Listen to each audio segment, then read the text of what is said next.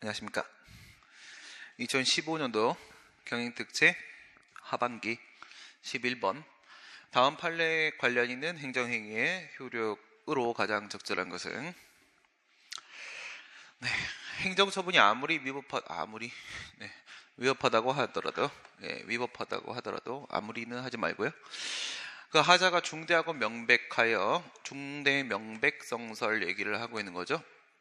외견상 1견 중대 명백성설입니다. 외견상 1견 중대 명백성설 통설 판례의 입장이죠. 이에 따르게 되면 일반 국민의 관점에서 1견 압불사 시에만 무효이다. 내용상 중대하고 외관상 명백한 위법일 때만 무효라고 보는데 당연 무효라고 보아야 할 사유가 있는 경우를 제외하고는 취소 사유다 이야기죠. 취소 사유다. 그래서 중대는 한데 명백이 안 하거나 아니면 명백은 한데 중대가 안 하거나 중대하지도 명백하지도 않거나 이런 경우에 취소 사유가 될 것이고요. 이런 경우를 제외하고는 아무도 그 하자를 이유로 무단히 효과를 부정하지 못한다. 효력을 부정하지 못한다. 효과를 부정하지 못한다. 같은 말로 받아들이시면 되겠고요. 행정행위의 효력입니다. 행정의 효력 6가지 생각하시면 되겠죠. 행정행위의 효력 먼저 크게 3개 나누시고 첫 번째 공정력이라는 게 있을 테고 그 다음 두 번째 존속력이라는 것이 있고 그 다음 세 번째 강제력이라는 것이 인정이 된다. 공정력은 협의의 공정력, 국민에게 적용되는 부분이 있죠. 처분의 상대방이나 이해관계인에게 적용되는 협의의 공정력이 있고 다른 국가기관에게 적용되는 구성요건적 효력이 있습니다. 그 다음에 존속력은 형식적 존속력으로서 불가쟁력이라는 게 있고 실질적 존속력으로서 불가변력이라는 게 있습니다. 세 번째 강제력입니다. 강제력은 동일 상태를 실현하게 되는 집행력이라는 게 있고 자진 이행을 유도하는 제재력이라는 게 있다. 이 중에서 지금 얘기하고 있는 것은요 공정력 말하는 건데 그 공정력은 아무도죠. 아무도 누구라도 아무도라고 했으니까 아무리는 생각하지 마시고 아무도만 생각하시면 되고 아무도라고 하게 되면 이 공정력은 처분의 상대방과 제3자 상대방과 이해관계인에게 적용되는 공정력이 협의의 공정력이고 그 다음에 다른 국가기관, 행정기관이든 사법기관, 법원이든 간에 얘들한테 적용되는 게 구성요건적 효력이고 얘들을 합치면 처분의 상대방과 이해관계인 and 다른 국가기관을 합치게 되면 이게 이제 아무도가 되는 겁니다. 누구라도 그러면 지금 여기서 얘기하고 있는 것은 이쪽을 얘기하는 거죠. 이 공정력 여기를 얘기하고 있다라고 볼 수가 있겠습니다. 두 번째 2번입니다. 행정절차법에 대한 설명이다. 가장 적절하지 않은 것은 행정청은 경미한 처분으로 당사자가 이유를 명백히 알 수 있는 경우에는 처분 후에 당사자가 요청을 하여도 그 근거와 이유를 제시할 필요가 없다. 지금 뭘 얘기하려고 하는 거냐? 경미한데 명백하다. 경미와 명백 이거를 지금 얘기하려고 하는 거죠. 들어가시면 근거와 이유라고 했으니까 법령상의 근거, 그 다음에 사실상의 근거, 법령상의 근거로서의 처분 이유를 우리가 근거라고 하게 되고 사실상의 근거로서의 처분 사유를 이유라고 얘기를 하죠. 이유 제시 얘기하는 겁니다. 행정처자법 제23조에는 이유 제시 생각하게 되면 예외 사유가 있죠. 예외 사유는 단복 미백, 예외 사유가 단복 미 곱하기 100 그다음 단복 미백 그 다음에 긴급 인정이죠. 긴급 인정 그래서 단순 반복 경미한데 그것이 명백할 때 그 다음에 긴급한 필요가 있을 때 그리고 신청의 내용을 그대로 인정할 때에는 이유 제시를 하지 않을 수 있도록 하고 있는데 앞에서 지금 얘기한 거는요 단복 미백에서 미백 이렇게 처리를 한 거고요. 예외 사유인 것은 맞기는 합니다. 그런데 처분 후에 당사자가 요청하면 근거 이유를 제시해야 된다라고 돼 있거든요. 예외 사유긴 하지만 이에 대해서 요청하면은 제시를 해줘야 되는 게 맞습니다. 그럼 이제 틀린 지문이 되고요. 행정청은 처분을 할 때 당사자 등이 제출한 의견에 상당한 이유가 있다고 인정하는 경우에는 이를 반영을 해야 된다. 반영해야 되는 것은 다 마찬가지죠. 제출한 의견 이렇게 들어갔는데 요거는 청문 공청회 의견 제출 세 가지 모두 다, 즉 22조에 있는 의견 청취 전반입니다. 전반. 모두 다 상당한 이유, 그럴듯한 이유 있으면 어떻게 해요? 처분을 할 때 반영을 해야 되는 것은 맞습니다. 반영을 해야 되는 건 맞지만 모는 아니라고 했어요. 그렇다고 해서 구속력이 인정되는 것은 아니다. 구속되는 것은 아닙니다. 만약에 의견 청취 과정에서 제시된 의견에 구속이 된다라고 하게 되면 처분을 행정청이 한 것이 아니라 사인이 처분을 하는 결과를 초래할 수가 있기 때문에 반영은 해야 되지만 구속이 되는 것은 아니다. 행정절차법은 신뢰보원칙과 신의성실원칙에 대한 규정을 두고 있다. 신뢰보원칙은 행정절차법 4조 2항에 있고요. 신의성실원칙은 행정절차법 4조 1항에 있죠. 이것은 행정절차에 관한 법임에도 불구하고 이와 같은 실체적 내용이 포함되어 있다. 실체적 내용이 포함되어 있다. 특징적인 부분이죠. 행정청은 신청에 구비서류의 미비 등 흠이 있는 경우에는 구비서류의 미비, 기재사항의 흠결 이런 것들은 바로 뭐에 해당한다? 형식적 요건에 해당합니다. 형식적 요건. 이와 같은 형식적 요건을 흠결했을 때 상황은요, 그것이 허가 등의 신청이든 아니면 신고이든 상관없습니다. 둘 다 마찬가지예요. 그래서 신청, 그 다음 신고 둘 다 마찬가지. 이런 경우에는 우선은 보완에 필요한 상당한 결정에서 지체 없이 보완을 요구해야 된다. 보완 명령을 하게 되죠. 보완 명령은 이것은 강학상 하명이 아니고요. 하명이 아니고 뭐에 해당한다? 통지에 해당을 한다. 바로 거부하면 안 되는 겁니다. 바로 거부하면 안 되고 우선은 형식적 요건이면 보완 명령을 하고 그에 따르지 않으면 이제 그때 가서 반려를 하게 되는 것입니다. 13번 정보 공개에 관한 설명이다. 가장 적절하지 않은 것은 학교폭력대책자치위원회 회의록은 공공기관의 정보공개에 관한 법률 제9조 1항 1호의 비공개 대상 정보에 해당을 한다. 사실 이 판례는 1호보다는 5호 쪽에 초점이 맞춰져 있었던 판례인데요. 그런데 1호도 맞는 얘기긴 합니다. 1호도 맞는 얘기예요. 우선 이제 5호로 가게 되면요. 5호로 가게 되면 이것을 공개를 하게 되면 업무 수행에 공정한 업무 수행에 현저한 지장을 초래하는 정보입니다. 얘는 공정한 업무 수행에 현저한 지장을 초래하게 된다. 현저한 지장을 초래하게 됩니다. 지장을 초래하게 됩니다. 왜 그런 거냐면 학교폭력대책자치위원회라는 거 여러분들이 뉴스에서도 많이 보셨을 텐데요. 극성분자들이 있습니다. 이 극성분자들을 우리가 뭐라고 부르냐면 학부모라고 부릅니다. 학부모. 이런 자들이 있습니다. 이런 자들이 보통 이렇게 살아오지 않다가 아이를 낳는 순간, 학교를 보내는 순간 극성분자들이 돼서 사회를 좀먹고 있습니다. 그들이 무서운 거예요. 학교폭력대책자치위원회에서 맞은 학생이든 때린 학생이든 이 학생들의 당연히 인권이라는 것이 있는 건데 그걸 가지고 와갖고 막 들어놓고 난리도 아니기 때문에 이 대책자치위원회 위원들의 회의 내용이 공개가 돼버리면 그 사람들은 생존할 수가 없습니다. 그렇죠? 그래서 이 극성분자 학부모들을 고려를 한다라고 하게 되면 이 사람들이 그 회의에서 자유로운 토론을 하려면요. 자유로운 토론을 하기 위해서는 그 내용이 공개돼서는 안 됩니다. 공개돼서는 안 됩니다. 만약 공개가 된다면 공정한 업무 수행을 할 수가 없고요. 외부 입김에 좌우될 수밖에 없는 겁니다. 그래서 이거는 공개하면은 안 되는 게 맞고요. 알 권리나 투명성이라는 정보 공개의 기본적 취지가 일부 후퇴가 된다고 할지라도 이것은 어쩔 수 없는 현실이 되는 것입니다.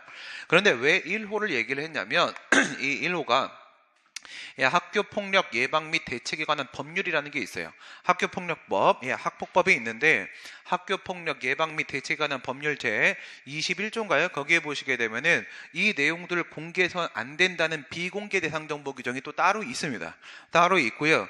이 1호에 보게 되면 뭐라고 되어 있어요? 법률, 그리고 법규 명령 이렇게 들어가죠. 이 법규 명령 들어갈 때 시행령 대통령령은 포함이 되지만 총리령, 부령 포함 안 되죠. 그 다음에 조례는 포함이 되지만 규칙은 포함이 안 되죠. 그런데 지금 이거는요, 법률입니다. 법률에 비공개 대상 정보로 되어 있기 때문에 1호로 봐도 맞는 말입니다. 그럼 결론이 뭐야? 1호에도 걸리고 5호에도 걸리기 때문에 뭐로 본다고 하더라도 비공개 대상 정보가 맞습니다. 공개 대상 정보는 공공기관이 직무상 작성 또는 취득하여 관리하고 있는 문서에 한정하는 것이긴 하지만, 그러니까 뭐예요? 본인이 직접 작성했을 수도 있고요. 직무상 취득했을 수도 있습니다. 그러니까 그 기관에서 직접 작성하지 않아도 상관없습니다. 직무상 취득한 경우도 포함이 됩니다. 여기에 이제 한정이 되는 건데 무슨 말이에요? 관리하고 있지 않다면, 현재 뭐예요? 보유 관리하고 있지 않다면, 가지고 있지 않다면 공개 대상이 되지 못한다라는 의미까지 지금 포함이 되어 있는 거고요. 하지만 문서가 반드시 원본일 필요는 없다. 그렇죠? 원본만 하는 건 아니고 사본도 가능할 수 있겠죠.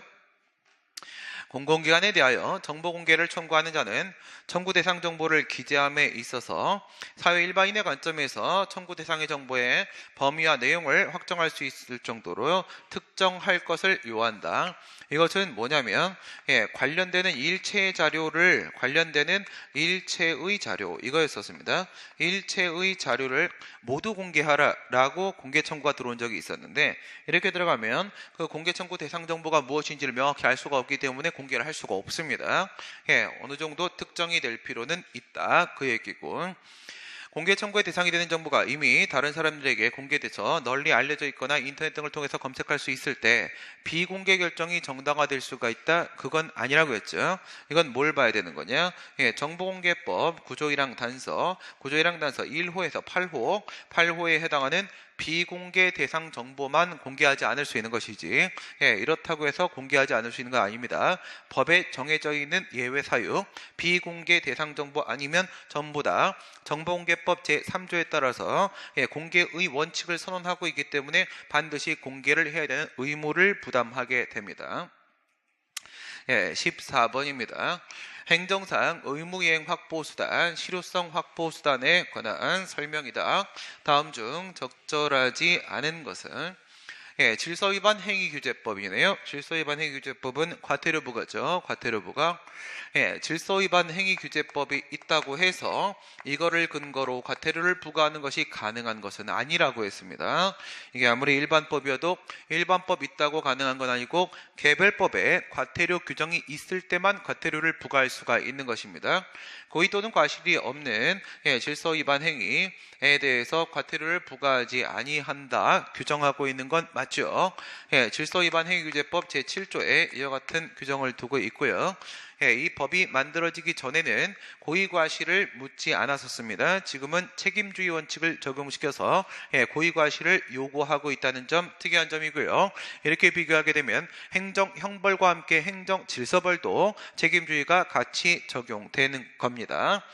질서위반 행위규제법에 의하면 행정청의 과태료 부과에 불복하는 당사자는 과태료 부과 통지를 받은 날부터 며칠 안에 60일 안에죠. 60일 안에 해당 행정청에 대해서 서면으로 이의 제기를 하면 되는 것이고, 이게 바로 불복 방법이지 어떤 방법을 쓰는 게 아니다. 행정소송을 제기하는 것이 아니지요. 60일 안에 이의 제기를 하게 되면 행정청이 했던 과태료 부과 처분의 효력은 상실하게 되고 과태료 재판으로 넘어가게 되겠죠. 과태료 재판은 결정의 방식으로 한다라고 했고, 그쪽에서는요 당사자와 검사가 바로 이 소송의 당사자가 되는 것이다 라고 했었습니다. 재판 당사자. 과징금 부과 처분이 법이 정한 한도액을 초과하여 위법할 경우에 법이 정한 한도액이라고 했습니다. 외적 한계를 아예 넘어버렸다라고 생각을 한번 주시면 되겠죠. 외적 한계를 아예 넘어버렸습니다. 아예 법률로 한번 가버릴까요? 그러면 청소년보호법에 보게 되면 1,000만 원 이하 과태료를 부과할 수 있다, 이렇게 되어 있단 말이에요. 그런데 만약에 1,500만 원이 부과가 됐다라고 하게 되면 아예 법률이 정한 1,000만 원을 500만 원 초과해서 돌파해 버렸습니다. 그럼 이 500만 원 부분만큼은 일부 일부 취소할 수 있는 것이 아니겠는가? 그렇지 않다는 것이죠. 이유는 왜 그런 것이냐? 일부 취소가 가능하기 위해선 일부 취소 판결이 가능하려면 분리가 가능해야 되고 그리고 특정이 가능해야 되는데 분리 쪽에는 특별히 문제가 없습니다. 분리는 1,000만 원 플러스 1,000만 원은 2,000만 원이 성립이 되죠. 이건 금전적인 문제이기 때문에 분리 가능성은 인정이 될 수가 있을 겁니다. 이제 남아있는 것은 이제 특정 가능성에 대한 부분인데 이 특정 가능성에 대한 문제는 제거할 부분을 특정하는 것이 아니라 제거할 부분이 아니라 남길 부분을 특정하는 것입니다. 남길 부분을 특정하는 것이니까 법률이 정한 한도를 500이 초과했다고 해서 그 부분 500을 제거하는 게 아닌 겁니다. 남길 부분을 특정을 하려면 이게 지금 재량행위 아니겠습니까? 과징금은 1,000만 원 이하 과징금을 부과할 수 있다. 그러니까 하든 말든 그것도 결정재량이고요. 1,000만 원의 밑으로 얼마를 할 것인지 선택재량도 인정이 되고 있고요. 재량이 인정된다라고 하게 되면 적법 정당한 부분, 남길 부분을 특정해야 되는데 법원은 정당과 부당에 대한 판단을 할 수 있는 권한이 없습니다. 행정청의 1차적 판단권을 존중하는 취지에서 법원은 과징금 부과처분의 전부를 취소해서는 안 되는 것이고 한도액을 초과한 부분에 한정해서 일부 취소 판결을 해야 된다라고 했는데 안 되는 거고요. 하지만 이게 깨지면 가능한 겁니다. 법원이 아니라 행정심판위원회다라고 하게 되면 행정심판위원회는 적극적 변경이 모두 다 가능할 수 있기 때문에 이러한 경우에도 일부 취소를 할 수 있습니다. 행정심판위원회면 가능합니다. 건축법에 의한 무허가 건축 행위에 대한 형사처벌과 형사처벌입니다. 하나는 형사처벌이 우선 맞고요. 벌금 부과겠죠. 벌금 부과. 건축법 관련 조항에 따른 이행강제금입니다. 이행강제금 부과는 그 처벌 내지 제재 대상이 되는 기본적 사실관계로서의 행위를 달리한다. 요건을 달리한다. 그 얘기죠. 보호법과 목적 자체도 차이가 있기 때문에 이중처벌에 해당한다고 할 수 없다.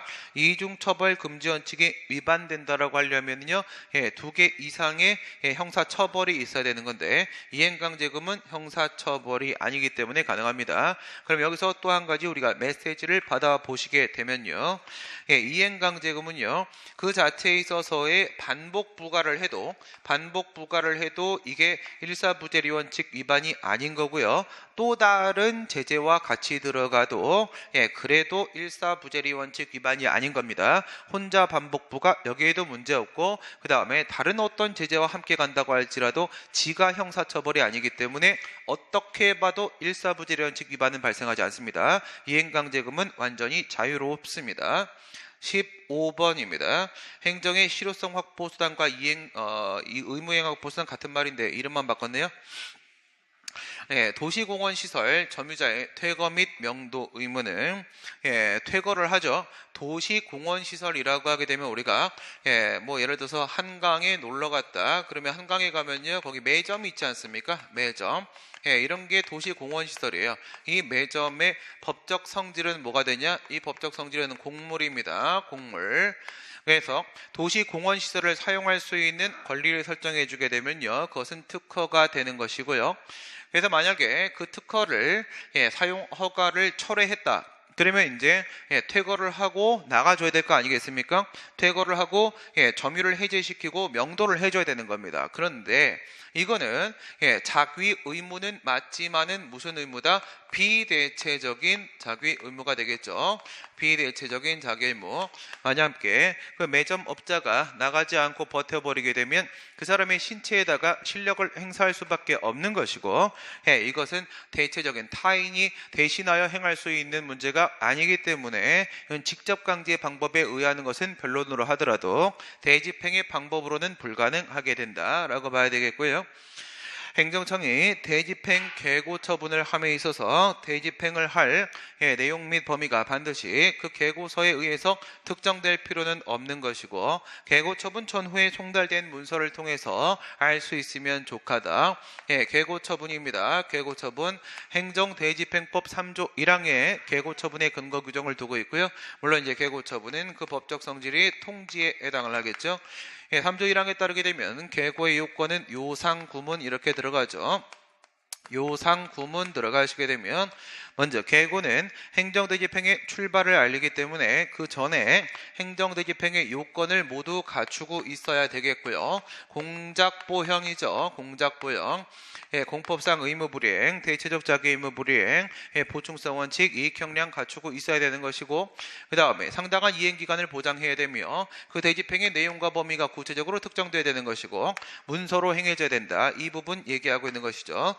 구체적 특정. 하지만 계고서 한 장을 가지고 판단하는 것은 아니며 앞뒤에 송달된 내용을 가지고 종합적으로 판단했을 때 무슨 내용인지 알 수 있으면 충분하다. 하자가 치유가 될 수가 있다 이겁니다. 하자 치유가 전후 송달 문서를 통해서 인정될 수 있습니다.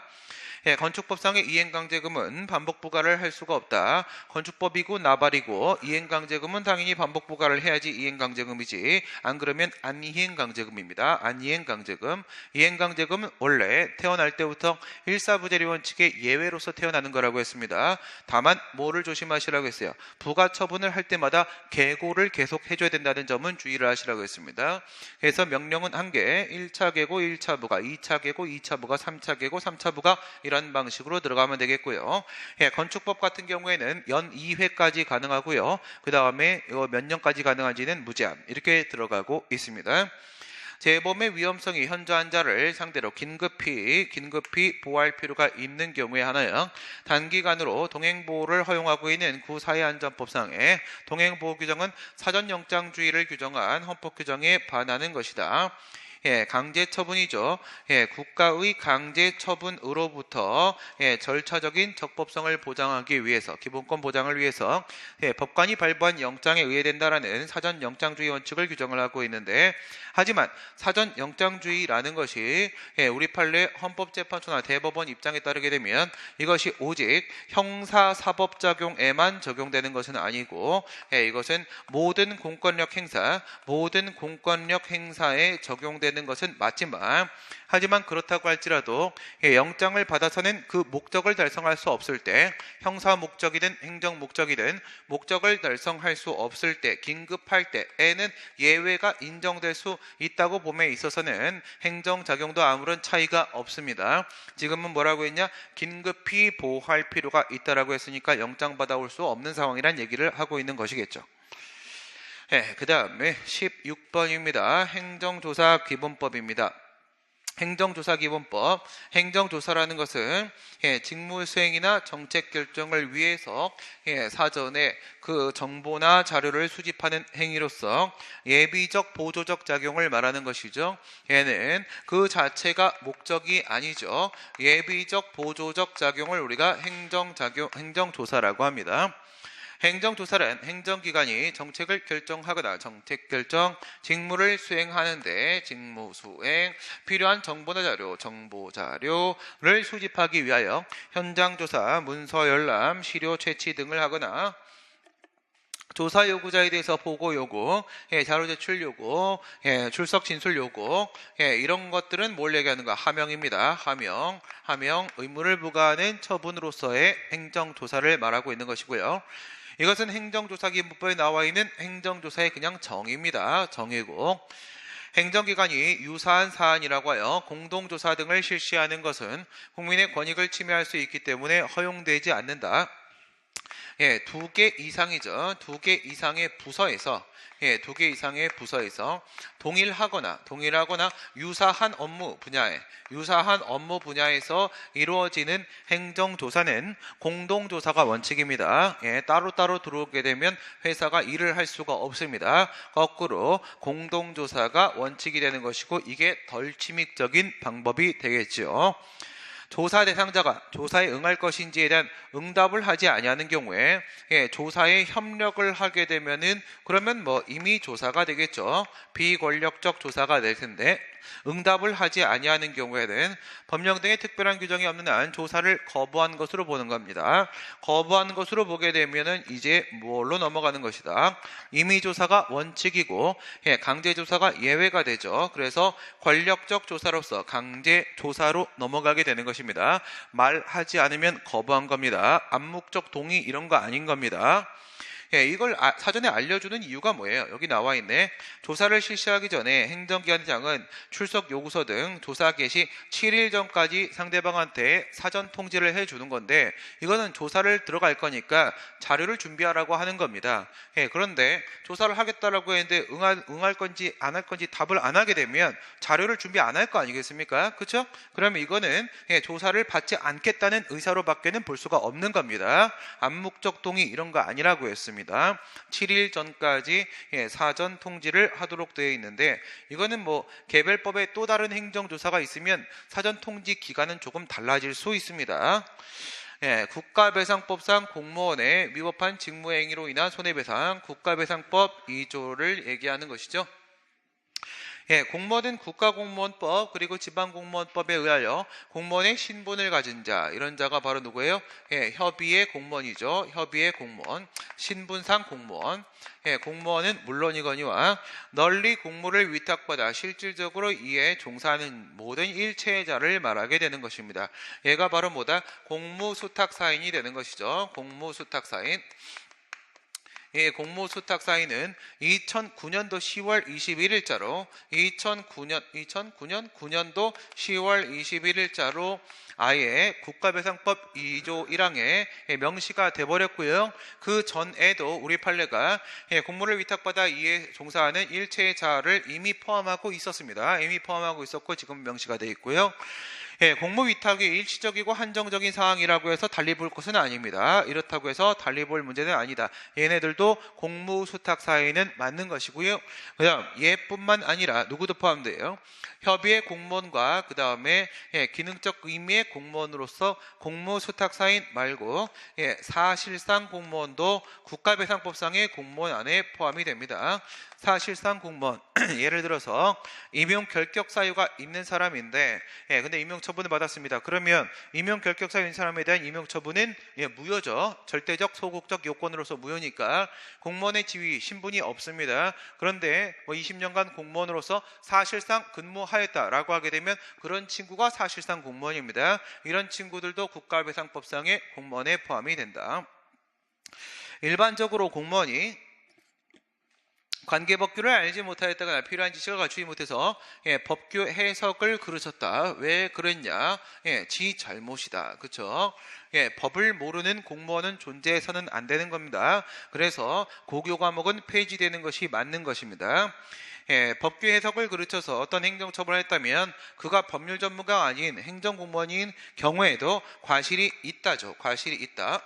바로 이것입니다. 제가 하고 싶은 말은, 그래서 지금 행정공무원들이 전부 과실이 있습니다. 전부 다 과실이 있고요. 그래서 국가나 지방자치단체의 손해배상액이 계속 증가하고 있고요. 우리의 세금이 엉뚱한 곳으로 새고 있고요. 이것은 이명박이라는 MB가 만들어 놓은 작품이고요. 박근혜가 승계하였으며 그들이 모두 구속되었기 때문에 이제 고교 과목은 폐지되는 게 맞습니다. 다만 이와 관련돼서 무엇을 같이 생각하냐면 법규 해석을 그르치면 과실 인정되는 게 맞아요. 하지만 이건 아니죠. 학설과 판례가 이겁니다. 학설과 판례가 귀일되어 있지 않다라고 하게 되면 법규 해석을 그르친 경우에도 과실을 인정할 수가 없을 것입니다. 나름대로 신중한 판단을 했다면 과실은 없습니다. 물론 위헌인 법률에 근거한 처분은 과실이 없습니다.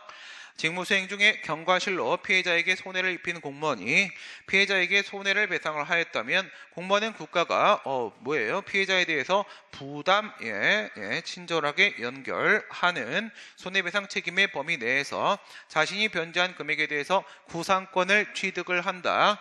다시 한번 정리하시게 되면 경과실이 발생했을 때가 있을 테고 그 다음에 그 위법한 행위가 고의 중과실에 따른 경우가 있을 텐데 나누게 되면요. 외부 책임 가지고 생각을 한번 해보시기 바랍니다. 외부 책임, 경과실의 경우에 있어서는 국가 등에게 배상 책임이 인정되는 것이지 공무원에게 배상 책임이 인정되는 것이 아니며 이거는 국가 등에게 배상 책임이 인정되지 않고 공무원에게 배상 책임이 인정이 되는 것인데 그런데 이 부분에 대해서는 우리 국가배상법 2조 2항에서 국가 등에게 중첩 책임을 인정을 하고 있습니다. 그러니까 이럴 때는요 인정될 수도 있다 이거죠. 중첩 책임을 인정을 하고 있다. 그러면 외부 관계에서 공무원의 직무 수행으로 보여지는 경우에 국가가 중첩 책임을 지게 되면은 원래 공무원의 책임이니까 국가는 공무원에 대해서 구상권 행사가 가능하겠죠. 이게 바로 국가배상법 2조 2항의 내용이 되는 것인데 위에 같은 경우에는 그렇지 않죠.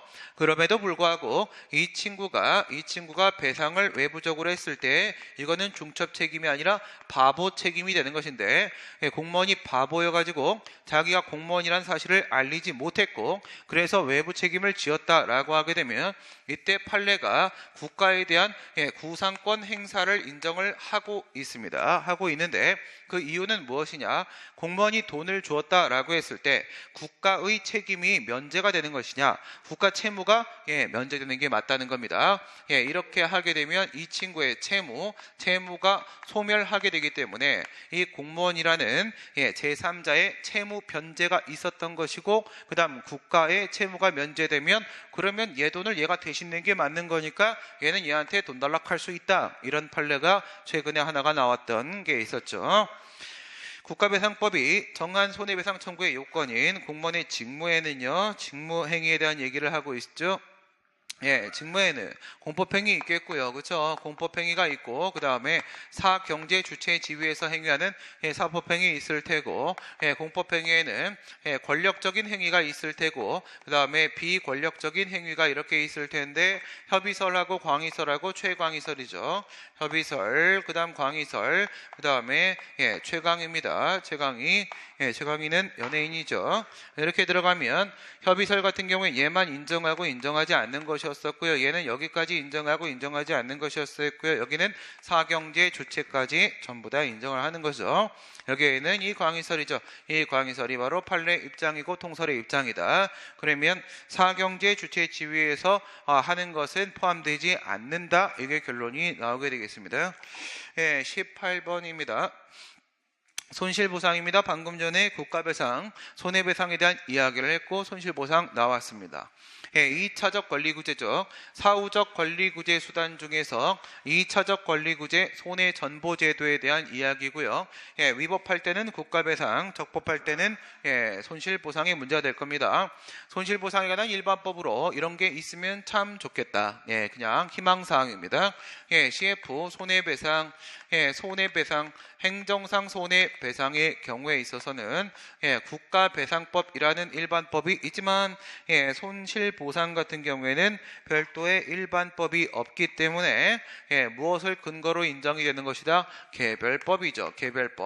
개별법에 보상 규정이 있을 때만 보상이 가능하게 되는 것이죠.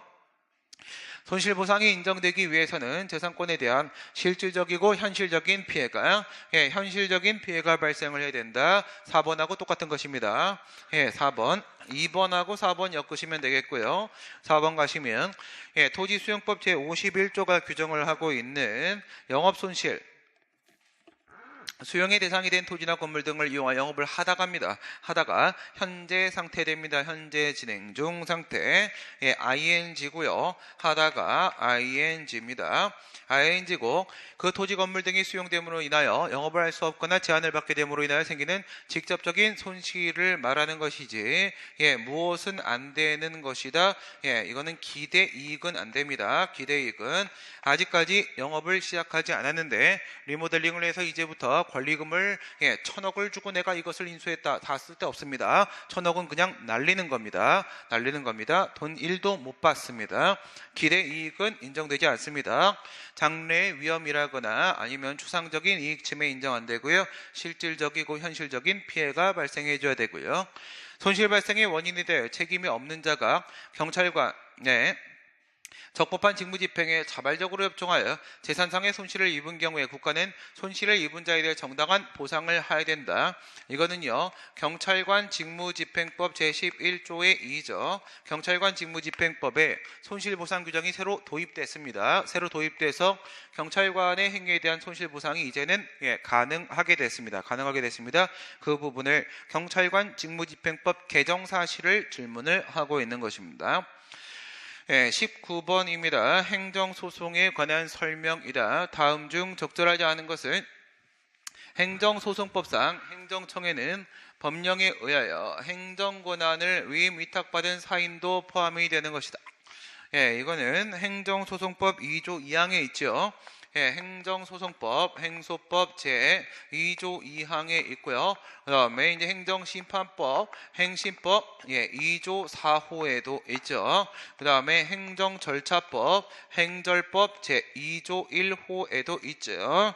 이렇게 들어가시고 위에 있는 2조 2항 같은 경우에는 플러스 알파 법위 규정이 되는 것이고 그 다음 얘 같은 경우 두 개는요 정의 규정이 되어서 여기에는 강학상 행정청 즉 결정권과 표시권이 있는 조직법상 행정청도 같이 제시가 되어 있습니다. 하지만 행정소송법은 플러스 알파로서 기능적 의미의 행정청만 추가로 제시를 하고 있죠. 그럼 여기서 이제 얘네도 포함된다라고 해서 추가로 제시된 경우는요. 위임이나 위탁을 받은 기관, 기관도 이제 포함이 되고요. 플러스 또 위임을 받은 누구? 공공단체죠. 공공단체, 그 다음에 및 기관 이렇게 돼 있고 그 다음 플러스 위탁받은 사인 이렇게 되어 있습니다. 그래서 여기서 얘기하는 위임이라는 것은 이 협의의 위임을 말하는 것이고요. 협의의 위임이라는 것은 국장한테 위임을 한다. 국장한테 위임을 한다. 그러니까 보조기관에게 위임을 하는 경우라거나 국세청장이 지방국세청장한테, 경찰청장이 지방경찰청장한테, 병무청장이 지방병무청장한테 위임하는 식의 하급행정기관에게 위임하는 경우 이게 바로 협의의 권한위임의 문제. 그리고 나서 이 공공단체 안에는요 누가 포함된다? 지방자치단체하고 그 다음에 기타 공법상 법인으로서 공법상 영조물법인, 공법상 사단법인, 재단법인 포함되겠죠. 그런데 얘네들은 별도의 기관을 포함하지 못하기 때문에 이 기관이라는 것은 지방자치단체하고만 관련이 있는 문제가 되고요. 맨 끝에 있는 사인, 이 친구는 바로 공무수탁 사인이 되는 것이겠죠. 공무수탁 사인. 이런 식으로 들어가시게 되면은 여기에 있는 게 바로 뭐다? 이게 기타 행정주체가 되는 것입니다. 기타 행정주체, 별도 행정기관을 보유하지 못하고 자기가 그냥 행정청이 되는 것이죠. 기능적 의미의 행정청에 대한 얘기입니다. 교육인적자원부 장관, 교육부 장관이 시도교육감에 통보한 대학 입시 기본계획 내 내신 성적 산정 지침입니다. 처분이냐? 말도 안 되는 소리를 하고 있는 것이죠. 이거는 말이 아닙니다. 소도 아니고요. 돼지도 아닙니다. 내신 성적 산정 지침을 내리게 되면은 그러면 이제 각급 학교들, 고등학교에서도 이거를 가지고 이제 내신 성적을 산출할 것이며 또한 대학도 이것을 가지고 학생을 선발하게 될 것은 맞지만 아무리 그렇다고 하더라도 이것은 내신 성적을 산출하는 방법입니다. 방법이니까 그 내용이 뭐예요? 내용이 바로 사무처리 기준입니다. 내용이 사무처리 기준이 되는 것이고요. 형식이 지금 지침입니다. 그렇다면 이것은 행정규칙 형식의 행정규칙이 되고 있는 것이고요. 행규의 경우에서는 애당초 법규명령이 되지를 못합니다. 법규명령이 돼야 그 다음에 그것이 처분적 법규명령이니 집행적 법규명령이니 해서 항고소송의 대상으로 갈 수 있을지 모르겠지만 이건 아예 권리 의무를 규율하지 않습니다. 사무처리입니다. 권리 의무 사항을 규율하는 게 아니기 때문에 죽으면 죽었지 사망 전까지 사망 후에도 절대 처분될 수 없습니다. 행정규칙 형식의 행정규칙입니다. 문화재 보호구역 내에 있는 토지 소유자, 이거는 문화재보호법에서 얘기하고 있는 그 보호구역의 지정 해제를 요구할 수 있는 지정 해제뿐만 아니라 지정을 요구할 수도 있고 그 다음 변경을 요구할 수도 있고 여기에 나와 있는 해제를 요구할 수도 있습니다. 법규상 조리상의 신청권이 인정된다. 이거는 폐기물 처리업 허가 적정 통보 사건, 그 다음에 문화재 보호구역 지정 해제 신청 사건, 그리고 도시계획의 위반 제한 신청 사건, 요 세 개죠. 세 개는 예외적으로 행정계획임에도 불구하고 신청권을 인정했던 사건들입니다. 어업권 면허, 어업 면허는 강학상 특허, 어업 허가는 강학상 허가, 어업 신고는 수리를 요하는 신고이죠. 선행하는 우선순위 결정은 강학상 확약으로 확약, 행정행위의 발령, 불발령에 대한 행정청의 자기구속적 의사표시, 그것이 수익적 처분이든 침익적 처분이든 수익적 효과를 발생시킨다는 점을 기억해 놓으시고요. 확약은 무조건 상대방한테 유리합니다. 행정처분에 해당되어 우선순위 결정에 행정처분이 아니죠. 판례는 이것은 단순한 확약에 불과한 것으로서 항고소의 대상이 되는 처분이 아니라고 판시했습니다. 우선순위 결정이 공정력, 아까 얘기했던 행정행위의 효력 얘기하는 겁니다. 공정력에는 공정력과 구성유권적 효력, 이거는 존속력 얘기를 하려고 하는 것이죠. 존속력에는 불가쟁력과 불가변력, 당연히 강제력도 없고요. 집행력과 제재력 이런 것들 인정되지 않습니다. 네, 마지막 문제입니다. 행정심판법상의 내용이다. 내용이란 반말이고 괄호 안에 들어갈 말을 순서대로 나열한 것은 이건 행정심판법 27조를 얘기하려고 하는 것이죠. 청구기간입니다. 행정심판법 27조이랑 이것은 처분이 있음을 안 날에 90일이다라고 해서 주관적 청구기간 규정을 두고 있고요. 그 다음 두 번째, 여기에는 천재지변, 전쟁사변, 그 밖에 불가항력, 불가항력의 예외사유, 불가항력의 예외사유 규정을 두고 있고 끝나고 나서 14일이 되겠죠. 그 다음 사망은요 처분이 있은 날, 여기에는 등이 없습니다. 있은 날로부터 180일 객관적 청구기간이 되겠죠. 이거는 플러스 알파 정당한 사유 인정될 수 있겠고, 그 다음에 사항은 위에 있는 90일과 and 14일은 불가변력이다. 임의적으로 늘리고 줄일 수 없다.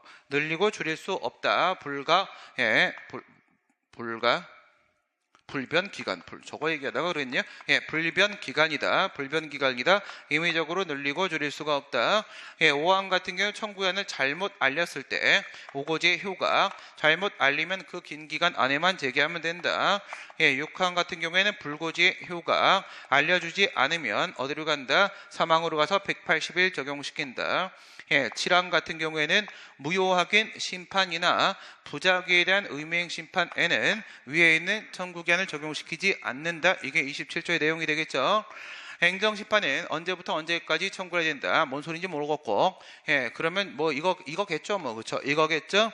그 다음 청구인이 천재지변, 전쟁사변, 그 밖에 불가항력으로 앞에서 정한 기간에 심판 청구를 할 수 없을 때는 사유가 소멸하고 나서 불가항력 나왔죠. 14일 얘기하는 걸 테고, 행정심판은 언제부터 언제까지 지나면 청구하지 못하는데 정당한 사유 알파 얘기 꺼내고 있네요. 그러면 있은 날 180일 얘기하고 있는 것이겠죠. 여기에 들어가게 되면 있은 날 객관적인 거 틀렸고요. 안날 잡아주시고 90일 동그라미 치시고 30일 틀렸고요. 14일 맞고요. 있은 날에 180일 여기까지입니다. 그렇죠? 네, 오늘 여기까지 하도록 하겠습니다. 수고하셨습니다.